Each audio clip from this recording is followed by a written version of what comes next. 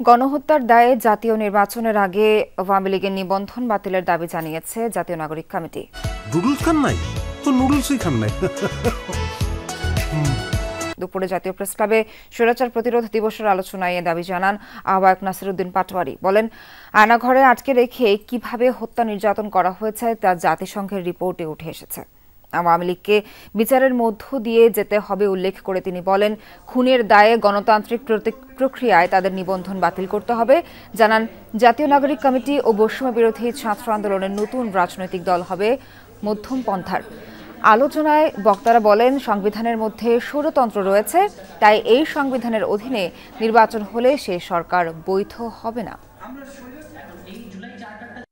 এই নির্বাচনের আগেই তাদের যদি নিবন্ধন বাতিল করতে বাংলাদেশের মানুষ সচেষ্ট না হয়, তাহলে এই যে আমাদের আপকামিং যে নির্বাচন রয়েছে, জনগণের সামনে গভীর সংকট অপেক্ষা করছে। খুনের দায়ে গণতান্ত্রিক প্রক্রিয়ায় তাদেরকে বাংলাদেশ সরকার যারা রয়েছেন তাদেরকে বলবো দ্রুত গতিতে তাদের নিবন্ধন বাতিল করুন।